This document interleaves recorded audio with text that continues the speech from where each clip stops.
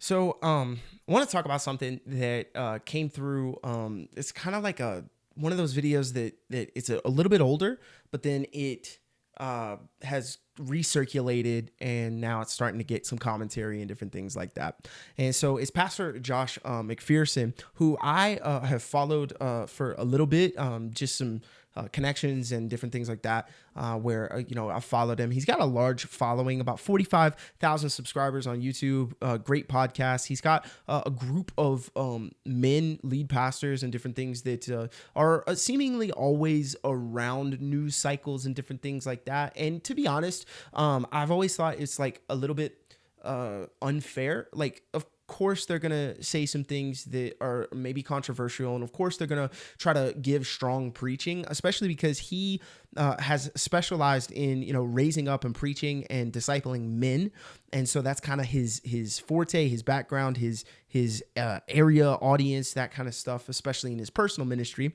But anyway, so there's a video that was released last year as a part of a sermon, but then is again recirculating.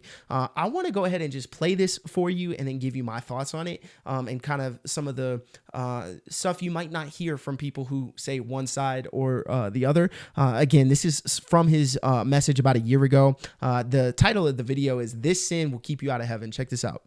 And here, some of you have been claiming to follow Jesus for years and years and years. You're coming to this church and you don't give a dime, or you tip God when you remember to. Mm-hmm. Now, I think that's right. I think that there are people who don't see tithing or don't see giving. I actually did a video on this with Caleb Hammer, where he kind of roasted a guest for tithing, and she held true to her conviction.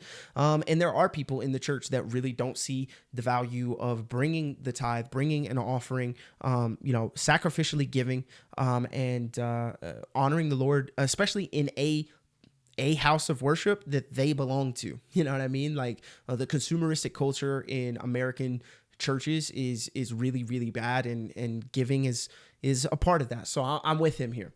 As God is my witness, man, with all the love in my heart, I love you. I love you. You may not like what I say, but you cannot say I do not love you. If you're sitting here and claiming to be a stronger man and wearing the gear, and you are not tithing to God through this church, and you're some alpha male that likes to look down on all those gay sex men, just know that God views you and those men as the same.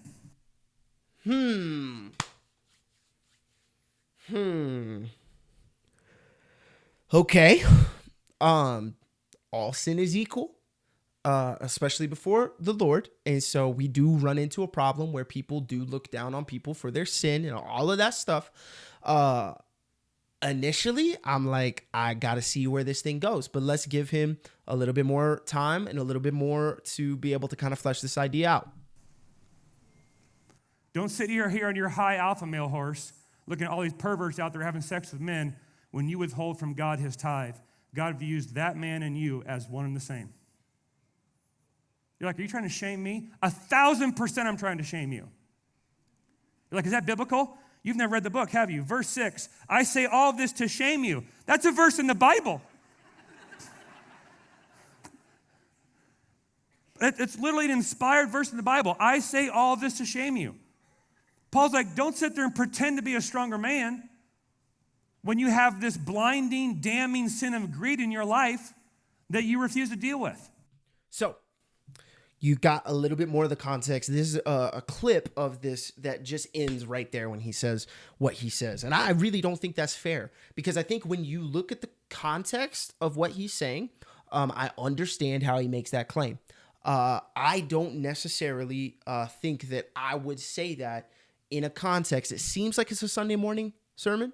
I don't think I would say that in that context, just because, again, more of like maybe a stylistic approach or a preference, but at the same time, I just don't think that most people are going to receive what he's really trying to say, which is, hey, all sin is an equal grounds. Don't look down on this thing that you think is so perverted when you have your own sin, right? Like, I get that. That's also biblical. He brings up the thing about shame, which a lot of people have kind of pointed to and said, oh, look at this. Like, that is a pastor trying to shame his congregation.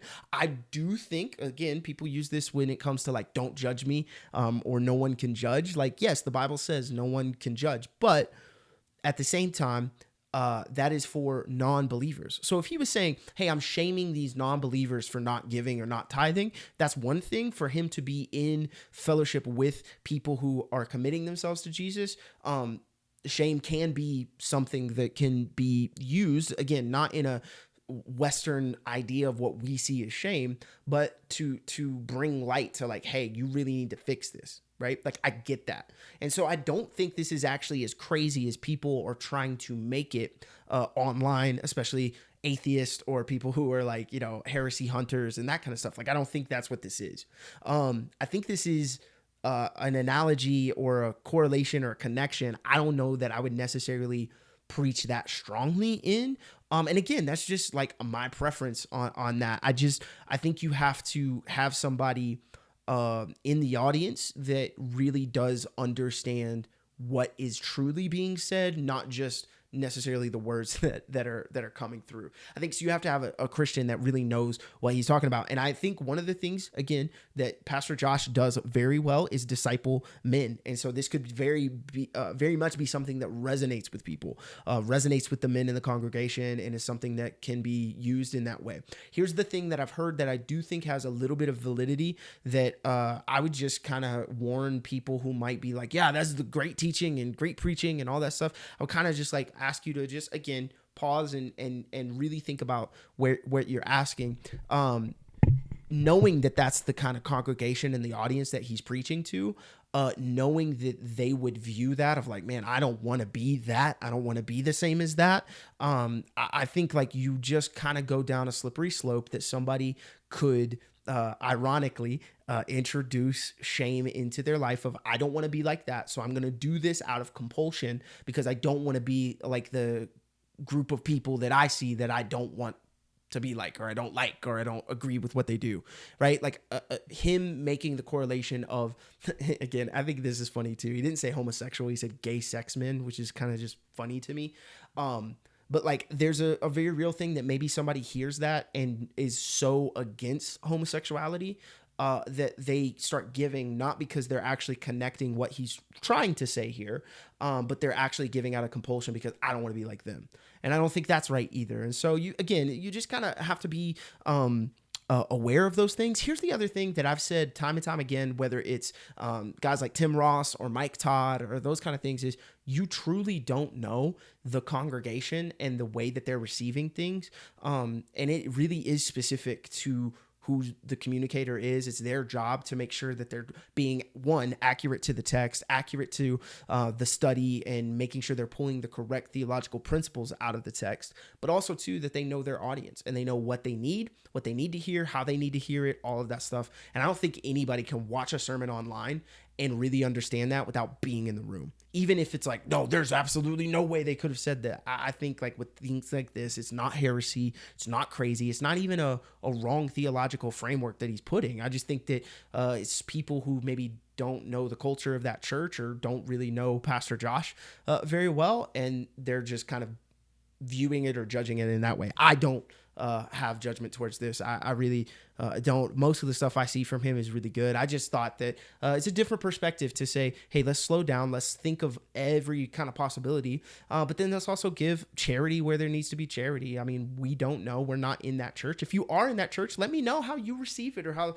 your church receives it, because I'd be interested to hear that for sure. But definitely see the work that they're doing, man, and it's a really cool thing to see guys like this in positions where they can speak strongly and boldly. And so, yes, I don't know that I would, and maybe that's just my own kind of communication, but yeah, let me know your thoughts in the comments. Is this going too far? What are your thoughts if you hear stuff like this? Let me know in the comments. Can't wait to hear from you. Thank you so much for watching. Make sure to like and subscribe, and I'll see you in the next video. God bless.